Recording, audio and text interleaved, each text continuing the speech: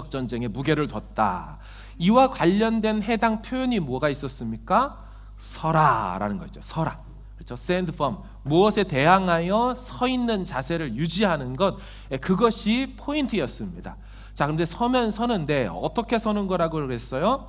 4개의 분사구문이 뒤에 붙인다 그랬죠. 명령형 서라. 어떻게? ing 분사구문 첫 번째, 진리로 허리띠를 동인 채로 서 있는 것입니다. 여기서 말하는 진리는 무엇이었습니까? 진리로 허리띠를 동인다, 이 말은 진리의 말씀에 묶인 채, 진리의 말씀에 붙잡힌 그런 상태를 얘기하며 내면적으로는 순전함, 진실함을 가지고 하나님을 섬기는 것, 그것을 얘기한다 그랬어요. 두 번째는 또 어떻게 하고 서 있는 것입니까? 의에 가슴마기를 붙이고 서 있는 것이었어요. 그 의라는 것을 해석을 두 가지로 해서 뭐와 뭐였습니까? 우리에게 임한 새로운 신분과 새로운 관계를 얘기한다고 했어요. 새 신분이란 죄인이 아니고 의인이고, 새 관계란 아들이 아니었던 자가 아들과 딸이 되었다, 양자 되었다, 이 얘기를 얘기했어요. 세 번째, 어떻게 서 있습니까? 평안의 복음이 준비한 것으로 신을 신고 서 있는 겁니다. 자, 그럼 이것도 무슨 뜻이었어요? 복음이 주는 평안함을 내면에 가진 채로 서 있는 것. 또한 두 번째, 복음을 전할 준비가 되어 있는 채로 서 있는 것을 얘기한다. 마지막 네 번째, 어떻게 서 있습니까? 뭐를 들고? 믿음의 방패를 들고. 이거 어떻게 해석한다 그랬어요? 동격의 소유격, 믿음 곧 방패 대신 하나님을 신뢰하고 서 있는 자세, 이게 바로 영적 전쟁에 임하는 성도의 자세다. 오늘 본문은요, 전신갑주의 나머지 두 가지를 설명을 드리려고 합니다. 여기서도 역시나 이 구절부터 명령형이 새로 시작되면서 문장이 새로 시작돼요. 그게 뭐냐면 가져라. 뭐를? 목적어 2개. 무엇입니까? 본문 17절로 같이 확인하겠습니다. 시작. 성령의 검, 곧 하나님의 말씀을 가져라. 첫 번째, 뭐를 가지래요? 구원의 투구. 화면을 좀 보여주시면, 당시 1세기 로마 군대가 썼던 투구인데요, 역시나 그 투구의 재질은 철, 금속 이런 것으로 청동으로 되어 있었습니다. 웬만한 것으로는 뚫을 수가 없었고요, 정확하게 망치나 어떤 도끼로 내려치지 않고는 이게 뚫리지가 않습니다. 왜 그렇게 했을까요? 게다가 또 모양을 보면은 동그랗습니다. 그래서 칼로 쳤을 때 빗맞도록 한 거예요.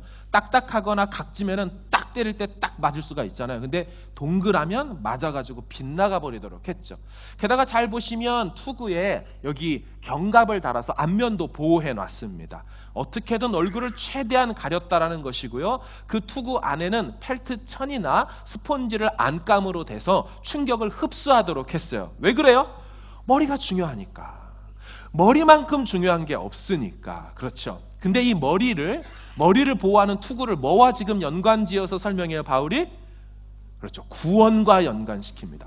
머리가 너무 소중하듯이 머리 다치면 큰일 나는 것처럼, 뭐 다치면 큰일 나는 거예요? 구원이 흔들리면 큰일 난다라는 것입니다.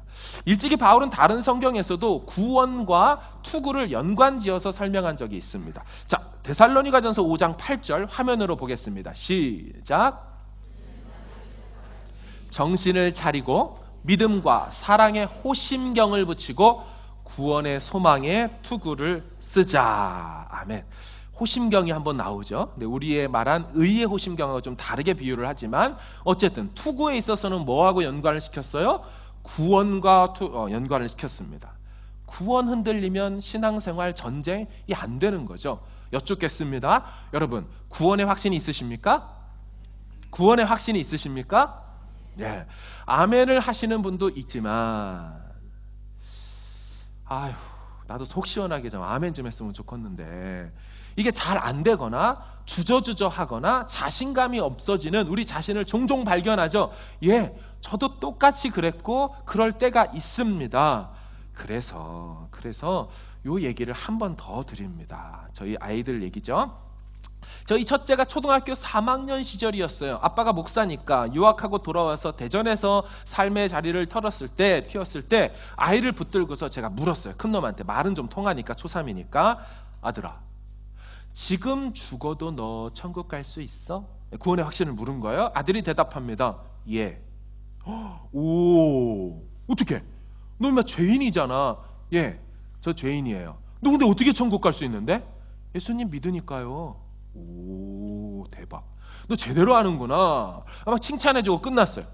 2달쯤 지나서 다시 아들에게 물었습니다. 아들, 이리 와봐. 자, 지금은 천국 갈 수 있어? 아니요. 엄마, 2달 전에는 천국 갈 수 있다며.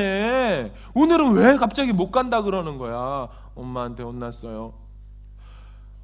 지금 엄마한테 혼나니까 천국을 못 들어가게 되는 거예요. 여러분, 이 아이의 문제가 뭐예요?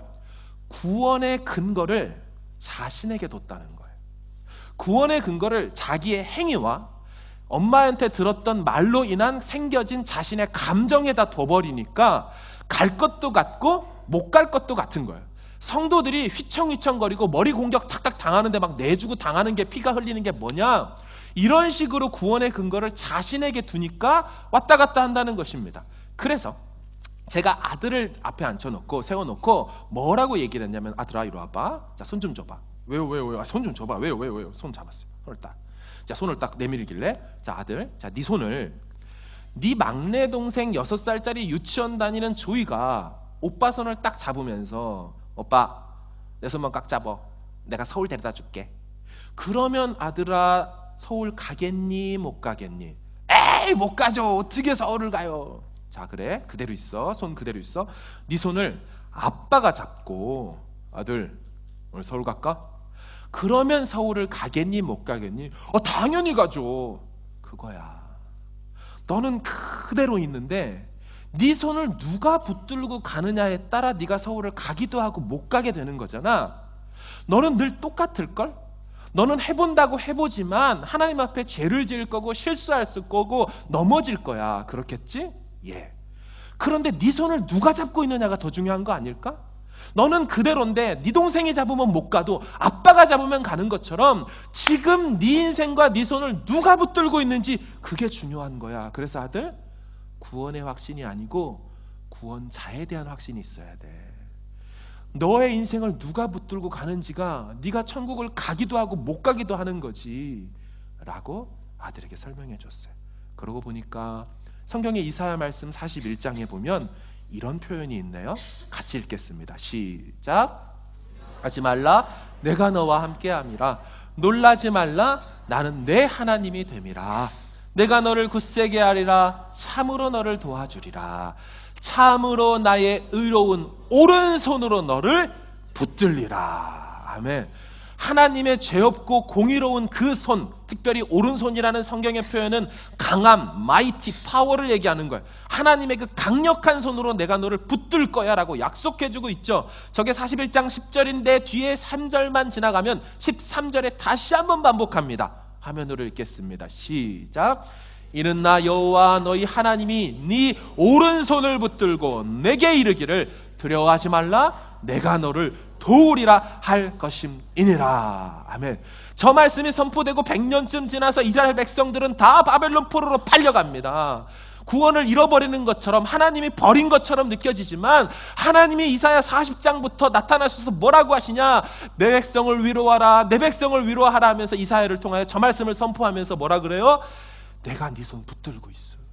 너희들이 아무리 어렵고 험한 일들을 네 스스로의 죄악을 때문에 겪는다 할지라도 나는 손을 놓지 않아. 나는 너를 붙들고 갈 거야. 결국 70년 만에 회복시키셔서 성전을 재건축하시잖아요. 여러분, 이 부분을 잊으시면 안 돼요. 항상 구원을 나한테 두지 마세요. 여러분이나 저나 뒤집어보고 다 열어보면, 벗겨보면 대단한 게 없어요. 거기서 거기에요. 앞에서 설교한다고 대단하게 살고 의로운 사람입니까? 전혀 그렇지 않아요. 하나님의 의로운 율법 안에서 다 거치는 거고 다 범죄한 자일 뿐입니다. 누구도 자신의 의로, 자신에게 뭐가 있어서 천국 가는 것이 아니에요. 그렇기 때문에, 답이 없기 때문에 그분의 손이 우리 인생 가운데 오셔서 우리를 붙들고 가시겠다라고 약속하여 주는 것을 바라보며, 나는 없지만 당신에게 구원의 여망이 있고 소망과 근거가 있습니다라고 내 안에 그 믿음이 싹 트는 사람, 그 증거, 그게 바로 천국의 증표인 줄로 믿습니다. 이거 붙들고 아무리 사단이 칼질을 해대고 별짓을 다 해도 흔들리면 안 되는 거예요. 그래 이놈아, 내게 소망이 없지만 나는 그분에 대한 확신이 있다. 그분이라면 가능하니까. 에베소서 2장 5절과 8절 말씀 볼 텐데 우리 이미 이 부분에 대해서 검증했어요. 같이 보겠습니다. 시작. 그리스도와 함께 살리셨고 너희는 은혜로 구원을 받은 것이라. 아멘. 어떻게 해요? 무엇으로? 은혜로. 은혜가 뭡니까? 받을 자격 없는 자에게 거저 주시는 하나님의 선물이에요. 자격이 있어서 주는 선물 이러면 상이 돼버려요. 아니에요. 자격이 없는데 그냥 주시는 분의 마음이 동해서, 주시는 분이 너한테 주는 걸 좋아해가지고 줘버리는 행위, 그걸 은혜, 페이버, 호의라고 하는 거예요. 그 다음 구절도 보세요. 너희는 그 은혜에 의하여. 이거 같이 설교 말씀 나눴죠. 이게 바로 은혜에 의하여는 무슨 뜻이라 그랬어요? 원천의 역격이라 그랬죠. 그래서 은혜가 동인이 되고 은혜가 출발이 되어서 믿음으로 말미암아, 이건 뭐예요? 수단의 역격이라 그랬죠. 그래서 은혜로 출발했는데 구원에 이르기까지 그 안에 나한테 어떤 도구가 필요한 것 뿐이에요. 믿음이라는 도구가 필요한 것 뿐입니다. 이건 도구일 뿐이지 출발이 아니에요. 그래서 은혜에 의하여 믿음을 도구 삼아 나로 입술로 고백하게 함으로 말미암아 구원을 선물로 주시니, 이것은 뭐라 그럽니까? 너희에게서 난 것이 아니요, 너희로부터 오는 구원이 아니고 너희에게 근거가 있는 당위서가 있는 구원이 아니라 하나님이 주시는 선물이다. 여러분, 그래서 복음인 거예요. 그래서 감사한 거고, 그래서 아까 찬양할 때처럼 막 손을 올리고 감사함으로 눈물로 찬양할 수 있는 거 하나님이 하신 거고 하나님이 이루실 거니까 내가 할 수 있는 건 그냥 감사가 있어서 그렇게 하는 것이죠. 여러분, 두 번째로 갑니다. 두 번째, 무엇을 취해야 된다라고 말합니까? 성령의 검. 화면 그림 보여주십시오. 여러분, 저런 검인데 검 자체가 대단하다라기보다 이게 설명이 있는 비유인 거를 아십니까? 설명이 있는 비유. 무슨 얘기냐면 그냥 믿음의 방패를 가져라 그랬잖아요. 근데 여기는 뭐라 그래요? 성령의 검을 가져라 하지 말고, 그걸 끝나지 않고 뭐가 있어요? 부연 설명이 붙어 있죠. 곧 뭐래요? 하나님의 말씀. 지금 바울은 성령의 검을 혹 행여나 잘못 이해할까봐 중요한 포인트를 두면서 콕 집어주는 거예요. 요거 하나님 말씀 붙드는 거다, 하나님 말씀 쥐는 거다라고 해요. 또한 두 번째 특이한 점은 뭐냐? 검이 유일한 공격 무기로 등장한다는 겁니다. 지금까지 얘기했던 거 다 방어용이죠. 허리띠, 가슴마개, 신발, 방패, 투구. 여러분, 이것 가지고 싸우는 사람 있어요? 있더라고요. 신앙생활을 하다 보면 가끔씩 이 방어용 무기로 싸우려고 하시는 분들이 있어요. 하나님은 말씀 갖고 무기로 싸우라고 했는데 이렇게 막 머리에 투구 쓴 거 가지고 머리를 막 디밀면서 싸우는 거예요. 사단 이놈아, 아무리 쳐봐 내가 구원받은 거 확실하니까 이러면서 머리를 디밀거나, 아니면 막 가슴판을 막 내밀면서 가슴을 디밀면서 쳐보라고. 사단 입장에서는 공격할 그 부위에 대해서 막 내주면서 쳐보라고 하는데, 이렇게 해봤자 방어만 될 뿐이지 아니라는 것이죠. 성경은요, 무기와 검을 계속 말씀과 연관져서 설명하려고 합니다. 히브리서 4장에도 보면 이렇게 설명되어 있는데, 시작. 하나님의 말씀은 살아있고 활력이 있어 좌우의 날선 어떤 검보다도 예리하여 혼과 영과 및 관절과 골수를 찔러 쪼개기까지 하며 또 마음의 생각과 뜻을 판단하나니. 아멘.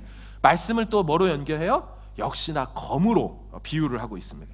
여러분, 왜 말씀이 무기가 될 수 있을까요? 말씀이 무기가 될 수 있는 이유는 우리가 싸우는 대상이 사탄 마귀이기 때문이에요. 그러니까 먹히는 무기가 그거이기 때문에 그거라는 것입니다. 아무리 사탄 마귀한테 총이나 칼을 들고 아무리 쏴보고 별짓을 다 해도 도망갈 리도 없고 맞지도 않습니다. 먹히는 것으로 써야 되는 거 아니에요? 바퀴벌레가 나오면 바퀴벌레 약을 써야지 다른 걸로 한다고 먹히지 않는 것처럼 사탄에게 먹히는 무기는, 그래서 하기만 하면 사탄이 치명상을 입고 사탄이 깜짝 놀라서 도망가게 만드는 것은 말씀이기 때문에 이것을 얘기하는 거죠. 여러분, 예수님이 40일간 금식을 하셨죠. 그리고 금식 마지막 날 정말 힘들고 어려울 때를 기가 막히게 내동 기다리다가 이 광야에 딱 찾아와가지고 예수님께 감히 공격하고 시험했던 놈이 누구예요? 사탄 마귀잖아요. 그때 예수님이 그 마귀랑 싸우는 장면이 나오죠. 마태복음 4장에 무엇으로 물리치십니까? 말씀으로 물리치는데, 같이 좀 볼게요. 이해하시죠? 첫 번째 유혹이 뭐였어요? 돌이, 그래서 배고프니까 떡대기에서 먹어라. 그러니까 예수님 뭐라 그랬어요? 사람이 떡으로만 살 게 아니라 뭘로? 말씀으로, 하나님 말씀으로 사는 거다라고 했는데, 이렇게 하신 말씀은 그냥 예수님이 한 말씀이 아니죠. 구약 말씀을 인용해서 쓰신 겁니다. 신명기 8장입니다. 같이 읽을게요. 시작. 너를 줄이게 하시며 또 너도 알지 못하며 내 조상들도 알지 못하던 만나를 내게 먹이신 것은 사람이 떡으로만 사는 것이 아니요 여호와의 입에서 나오는 모든 말씀으로 사는 줄을 내가 알게 하려 하심이니라. 아멘. 역시나 예수님이 사탄을, 그렇죠, 막 뭐 이렇게 주먹으로 때리거나 너 일로 와봐 한 대 맞아야겠는데 이러지 않죠. 말씀, 구약 말씀을 딱 선포하니까 사탄이 한 방 먹고 떨어져 나가요. 근데 이놈도 3-4번을 좋아하나 봐요. 두 번째 다시 찾아올 때는 전략이 바뀝니다. 이게 포인트예요. 두 번째 올 땐 똑같이 않아요. 사단이 공격을 업그레이드해서 찾아옵니다. 보통 놈이 아니에요. 내용은 이렇죠. 두 번째 찾아와서 예수님을 어디로 데려가요? 성전 꼭대기로 데리고 가서 뛰어내려라 라고 얘기를 하지요. 자, 그때 장면 마태복음 4장 6절을 같이 읽습니다. 시작. 이르되 하나님의 아들이여든 뛰어내리라. 기록되었을 때 그가 너를 위하여 그의 사자들을 명하시리니 그들이 손으로 너를 받들어 발이 돌에 부딪히지 않게 하리로다 하였느니라. 아멘. 질문입니다. 저 6절 9절은 예수님 말이에요, 사탄이 한 말이에요? 자, 근데 사탄이 어떻게 했어요? 만일 네가 하나님의 아들이여든 이러면서 예수님 정체성을 맞게 들어가면서 그 다음 뛰어내리라 한 다음 뭐라 그래요? 기록되었으되 저거 누가 한 말이에요?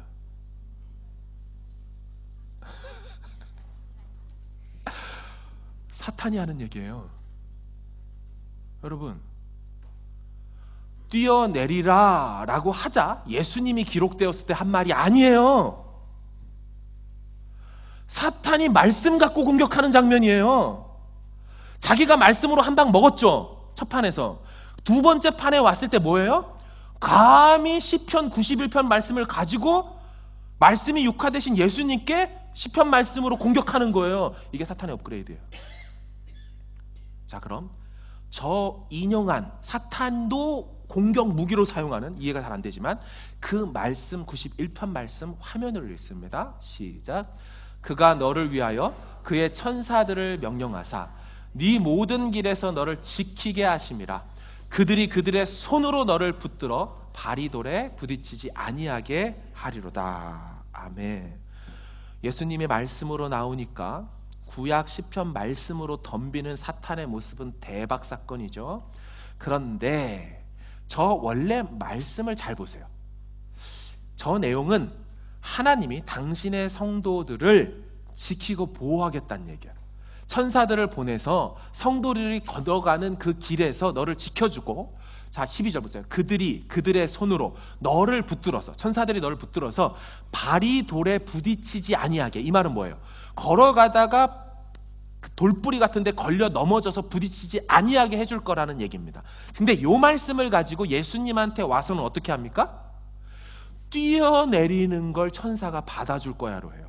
지금 이 본문은, 저 본문은 성도가 하나님의 허락하신 그 길을 걸어가다 보면 생기는 곤란과 곤경을 지키고 보호해 주겠다는 얘기지, 자의적으로 하나님을 저 말씀 갖고 시험하면서 되나 안 되나? 하나님 진짜 있어 없어? 이러면서 하나님을 감히 유혹하고 시험하려고 할 때 저 말씀이 인용되는 게 아니고, 또한 자의적으로 스스로 어려움에 쳐들어가는, 뛰어드는 그런 어처구니없는 상황에도 하나님이 건져주시겠다는 것도 아닙니다.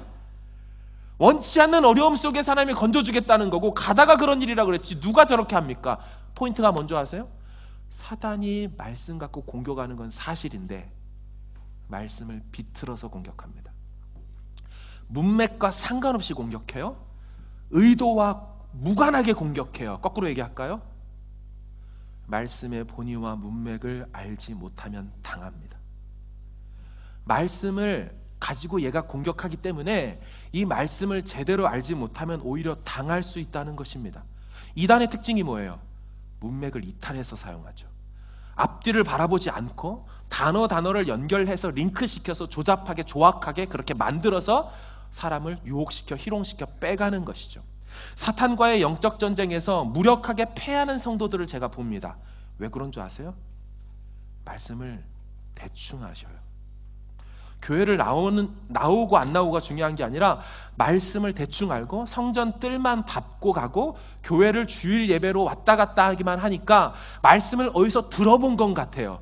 능력이 안 나타나죠. 무기를 쓸 수가 없어요. 대단한 무기를 줬는데 잡을 힘이 없어요. 잡아본 적도 없어요. 휘둘르지도 않아요. 총검술을 연습하지도 않았어요. 그래서 대충 들은 말씀으로 살려니까 그것 가지고 장난질하는 사탄한테 나가 떨어지는 거예요. 대표적인 사람 하나 소개할게요. 하와입니다. 여러분, 인류 최초의 영적 패배의 장면이었던 창세기 2장과 3장의 그 모습, 하와가 왜 무너졌습니까? 창세기 3장 보겠습니다. 여자가 뱀에게 말하되, 하와가 얘기하는 거예요. 동산 나무의 열매를 우리가 먹을 수 있지만 동산 중앙에 있는 나무의 열매는 하나님의 말씀에, 자, 하나님의 말씀을 못 들은 거 아니죠.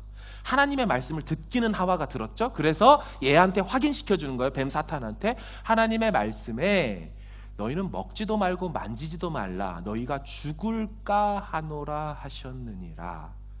라는 저 노란색의 죽을까 하노라가 정말 하나님이 하신 말씀이에요?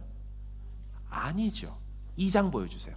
같이 읽습니다. 시작. 선악을 알게 하는 나무의 열매는 먹지 말라. 내가 먹는 날에는 반드시 죽으리라 하시니라. 아멘. 뭐예요? 먹으면 반드시 정령 바로 죽게 돼 이놈아. 그러니까 절대 먹지 말라고 했는데 어떻게 바꿨어요? 첨가했어요? 죽을까 하노라로 바꿨다라는 것입니다. 다음 화면 히브리 원문을 좀 보여주세요. 위에 거는 처음 하나님이 말씀하신 2장 17절이고 밑에 거는 그 하와가 뱀한테 했던 그 아까 읽었던 두 구절을 봤는데 위에 보시면 모트, 모트라고 제가 박스 쳐놓고 글을 써놨죠. 모트는 히브리어로 죽음, 죽다, 나이의 뜻이에요. 그런데 타모트로 해도 될 것을 앞에 하나님이 뭐라고 하셨냐면 히브리 문법에서 할 수 있는 최고조 강조 표현으로 앞에 동사가 나올 텐데 그 동사를 한 번 더 부정사 절대형으로 써가지고 절대 최고 이런 의미를 갖습니다. 그래서 타모트로 끝나지 않고 모트 타모트 한 거예요. 그래서 영어 번역은 항상 저 문법이 나올 때마다 surely라는 단어가 나옵니다. 그래서 빨간색으로 쳐놨죠. You will surely die. 너는 확실히 죽을 거야 라고 하나님이 하셨는데 지금 하와가 사탄한테 얘기해 줄 때는 어떻게 돼요? 펜데무튼이죠. 펜이라는 것을 추가했어요. 모트라고 해야 되는데 펜데무튼인데 펜이 뭐냐면 or입니다. 뭐뭐 할까예요. 영어로는 엘리에스트, 레스트, 뭐뭐 할지도 모르는 거예요. 그래서 영어 번역 어떻게 됐어요? or you will die. 네가 혹시 죽을 거야. 죽을지 몰라. 최초의 영적 패배의 순간이 뭐였어요? 말씀을 대충 알았어요.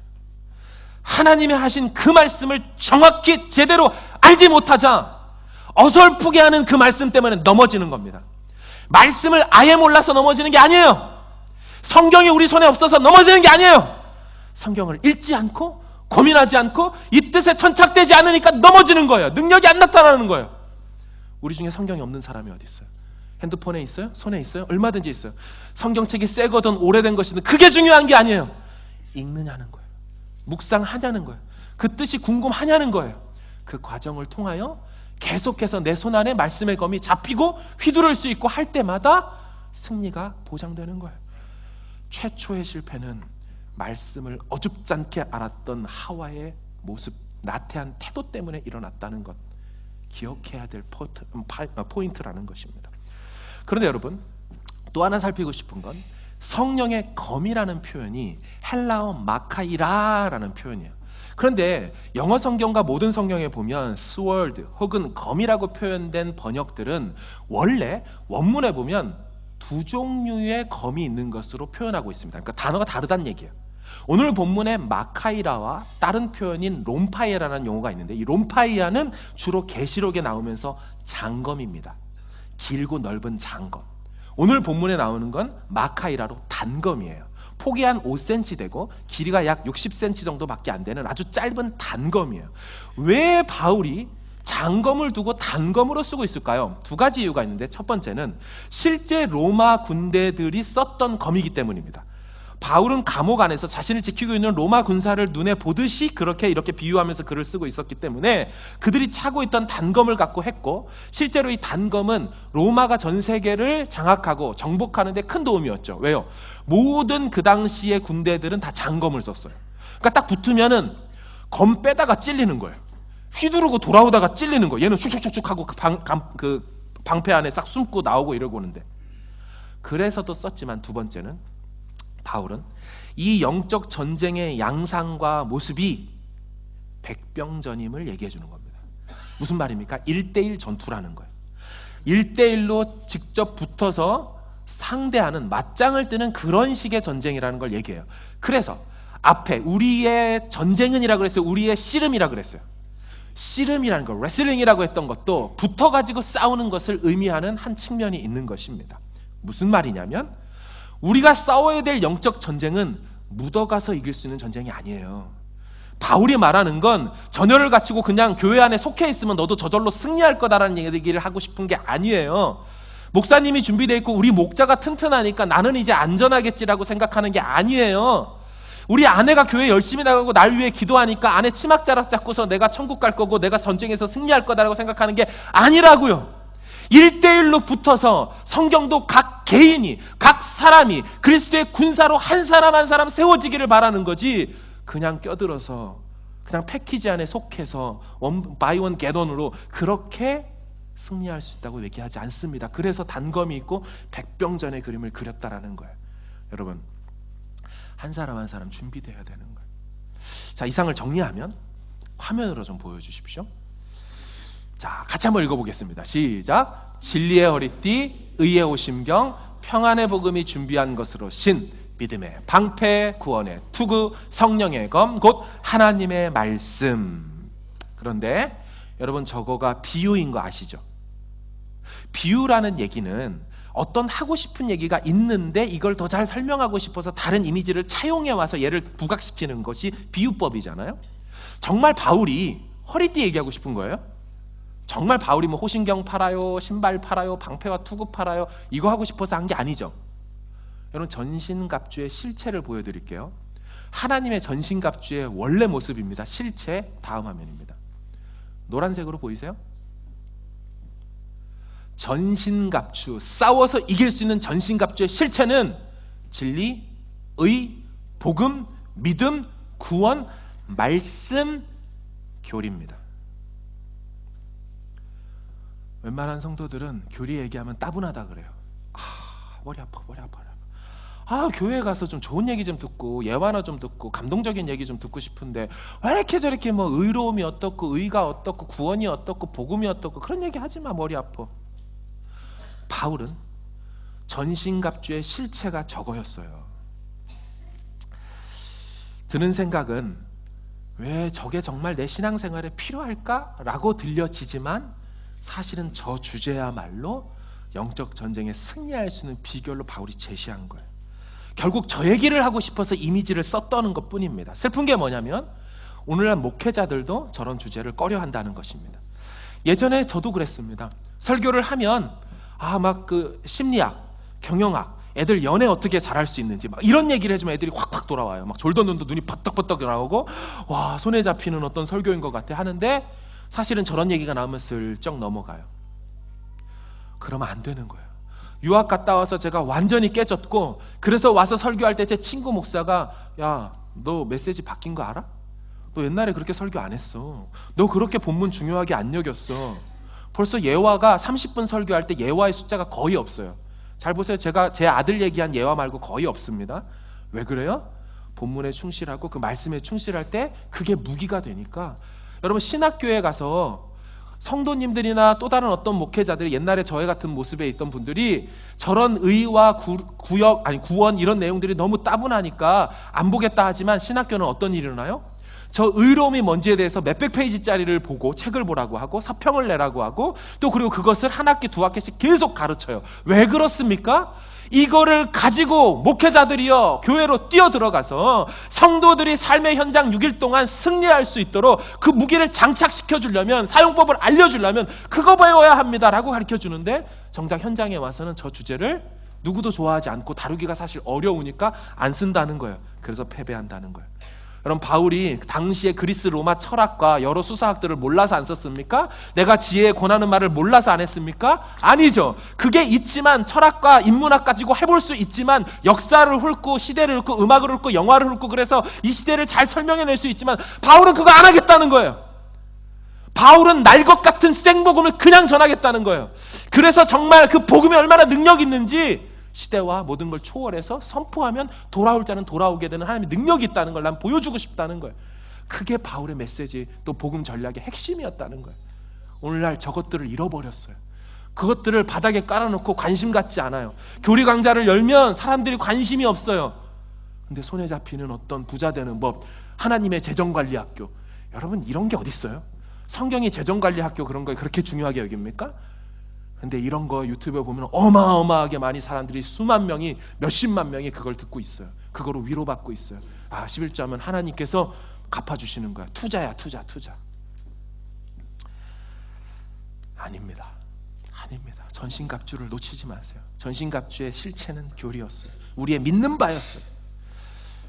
오늘의 하이라이트입니다. 보통 전신갑주는 여기서 끝나요. 그치요? 우리 어릴 적 교회 학교에서 불렀던 노래가 기억나십니까? 화면 좀 보여주시면 저 악보 노래 같이 한번 불러볼게요. 자, 가는 거예요. 시작. 서서 진리의 띠를 띠고 의의 용배 붙이고 평안의 복음의 신 신고 믿음의 방패 갖고 구원의 두구 쓰고 성령의 검 가지면 야! 악한 마귀 우리에게 덤벼들지 못하리. 자, 잘못된 끄매짐입니다. 원문은 가져라 2개, 구원의 투구를 갖고 성령의 검을 가져라. 뭘 하면서가, 기도하면서가 붙어 있어요. 우리가 지금부터 보게 될 18절부터 20절까지가 분사금으로 붙어서 가지라부터가 다 한 문장이에요. 그러니까 바울은 영적 전쟁의 무기를 6개 소개한 다음에 그 뒤에 기도를 붙여서 기도하면서 성령의 검을 휘둘고 기도하면서 구원의 확신을 갖고 이렇게 말하고 있는데, 뒤에 있는 분사구문을 딱 잘라 먹었어요. 자, ESV 바이블 볼까요? 다른 거 다 그만두고 ESV 바이블의 끝에 보세요. Which is the word of God 한 다음에 쉼표예요. 마침표가 아니에요. 안 끝난다는 얘기예요. 하나님의 말씀을 가져라 모든 기도와 간구하면서예요. 다음 킹제임스 버전도 뭐라 그래요? 끝에 the word of God 해놓고 콜론이에요. 컴플리트 주이시 바이블도 뒤에 보면 세미콜론이 붙어 있어요. 무슨 얘기냐면 전신갑주를 저렇게 따로 떨어놓으면 안 된다는 거예요. 기도와 함께 가고 있어요, 원문은. 자, 그렇다면 제대로 읽어볼게요. 에베소서 6장 18, 19절 읽습니다. 전신갑주 영적 전쟁 측면입니다. 시작. 간구를 하되 항상 성령 안에서 기도하고 이를 위하여 깨어 구하기를 항상 힘쓰며 여러 성도를 위하여 구하라.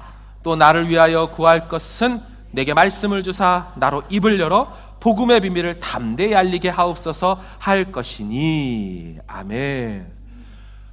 화면 보세요. 노란색. 모든 기도와 간구를 하고 기도하고 깨어 구하기를, 또 마지막 구하라. 19절. 구할 것은 하옵소서 해라. 여러분, 영적 전쟁에 있어 기도를 무시하면 안 됩니다. 영적 전쟁에 있어서 정말 중요한 포인트의 마지막 마무리 백미, 영적 전쟁의 활용 점정은 무엇이었냐? 바울은 기도였다라는 것입니다. 바울은 기도할 때 우리가 진짜 승리할 수 있다라고 마지막에 얘기하고 있다라는 거예요.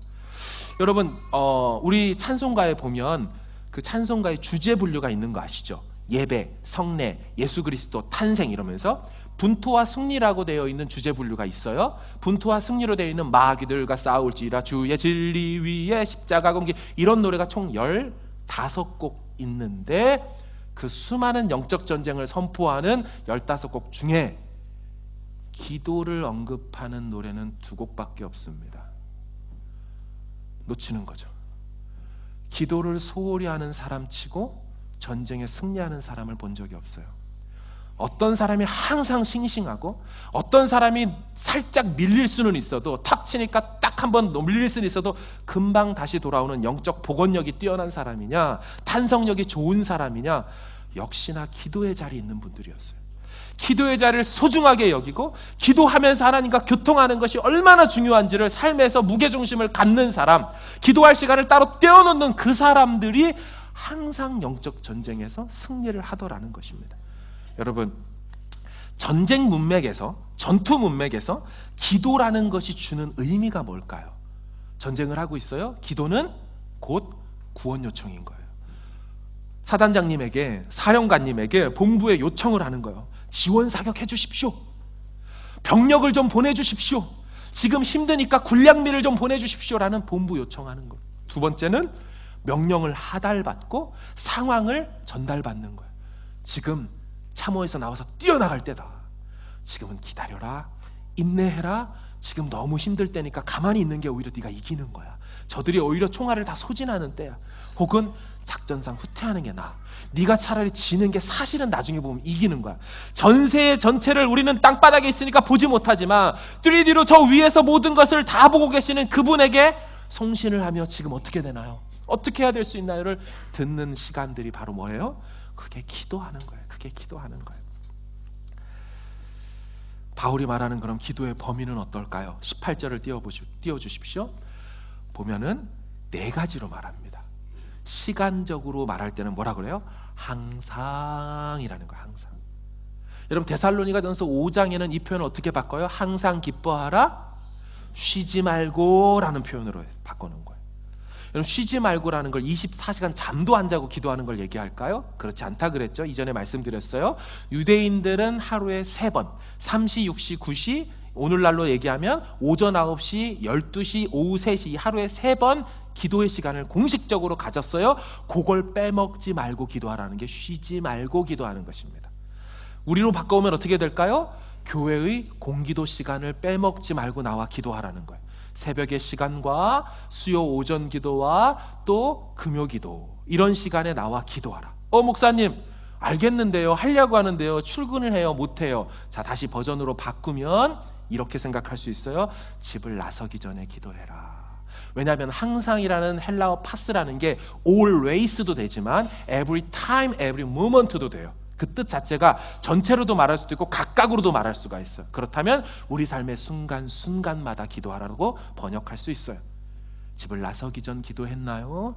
오늘 받을 은총 위에 기도했나요? 자기 전에 식사 때마다, 어려울 때마다, 분초마다 하나님께 기도하는 자세로서의 첫 번째 항상. 두 번째 의미의 기도는 바울이 뭐라고 했냐면 형태적 의미를 얘기합니다. 그래서 모든 기도와 간구로 돼 있죠. 여러분, 간구와 기도가 서로 다릅니다.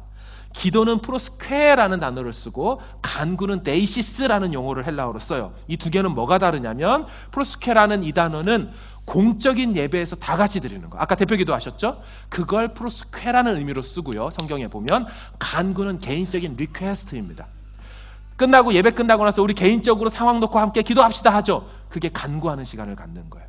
이 말이 뭐예요? 모든 형태와 상관없이 다 공적으로만 기도하지 말고 개인적으로 나아가서 기도하는 것이 필요하다는 얘기를 하는 거고, 세 번째는 노력적으로 깨어 구하기를 항상 힘써라. 너의 노력을 내가 유효하게 쓴다 하시는 거고, 마지막 네 번째 대상적으로 뭡니까?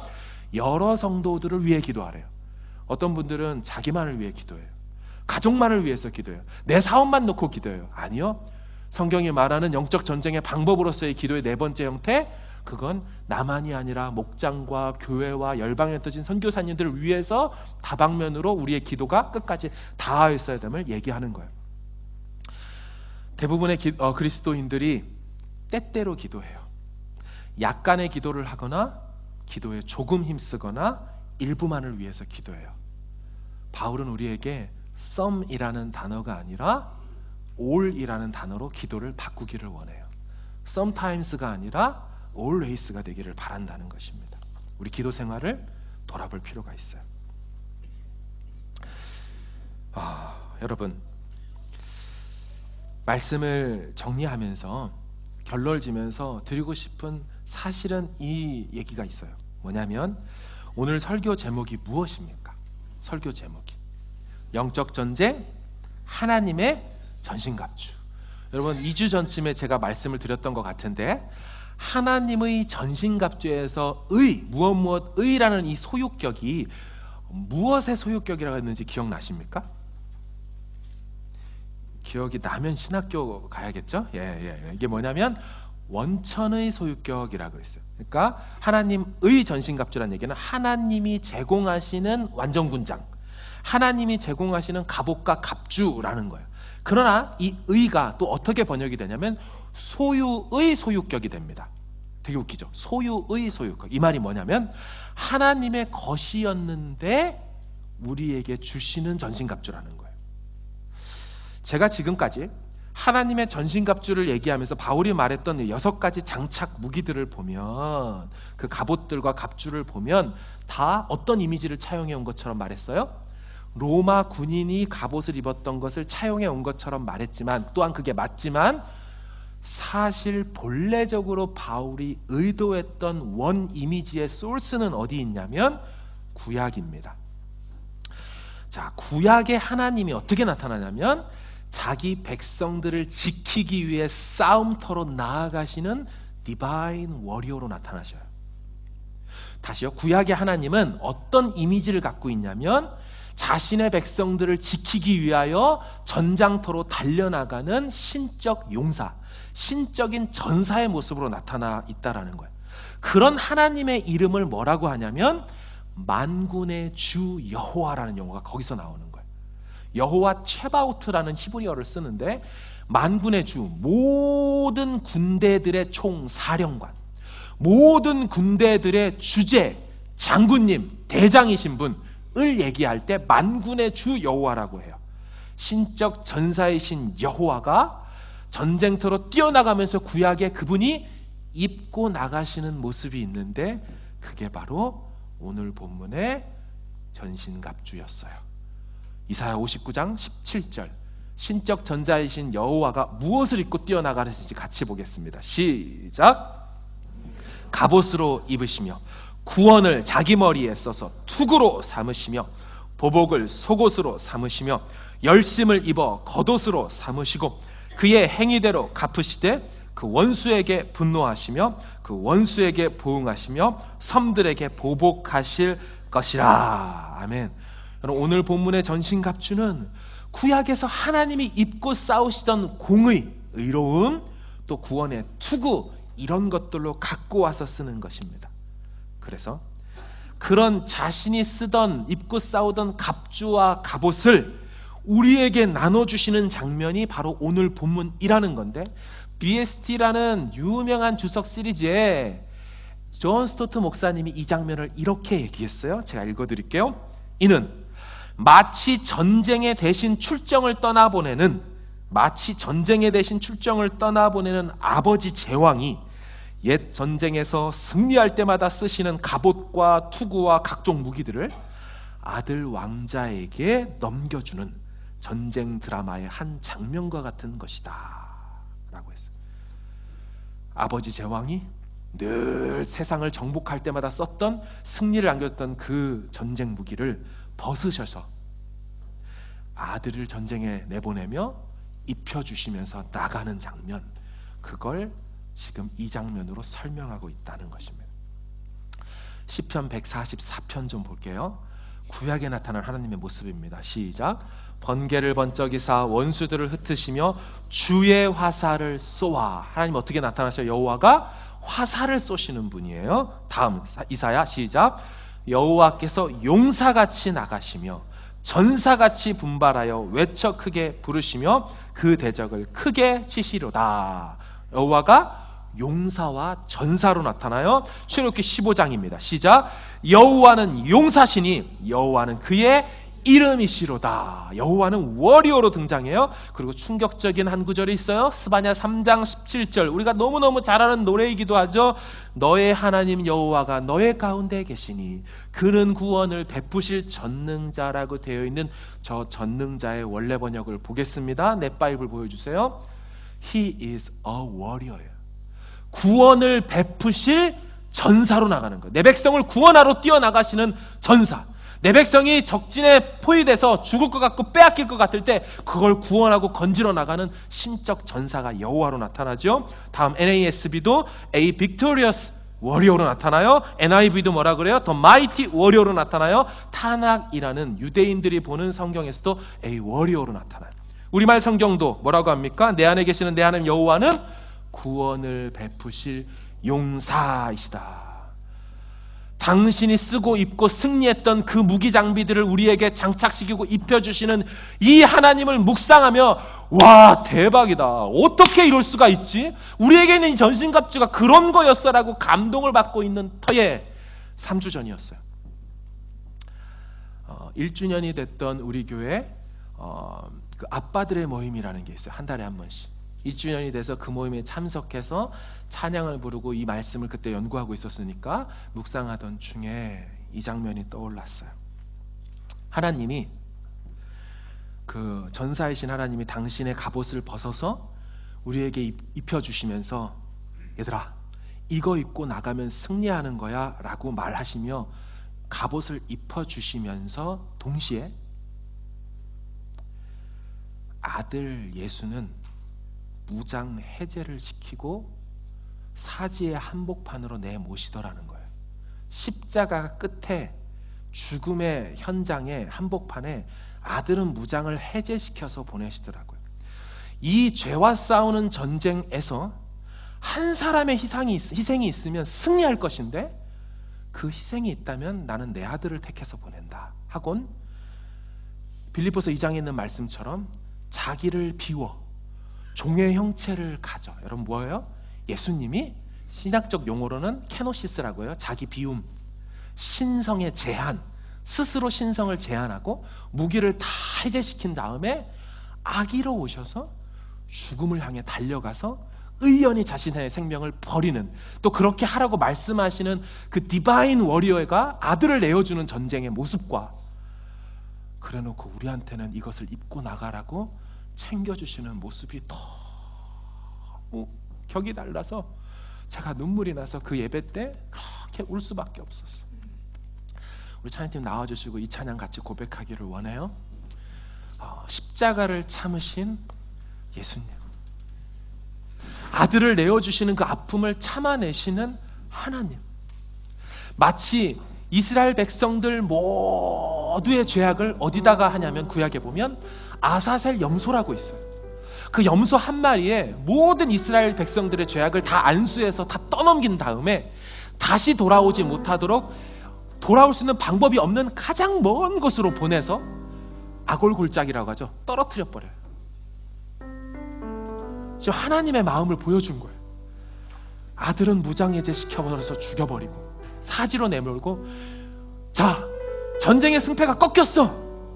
십자가에서 내 아들의 죽음으로 인하여 이 전쟁은 사단의 머리가 상한 전쟁이고 시간만 지나면 때가 이르면 완전한 승리가 될 거야. 이긴 싸움이야. 적장이 죽었다니까, 끝났다니까.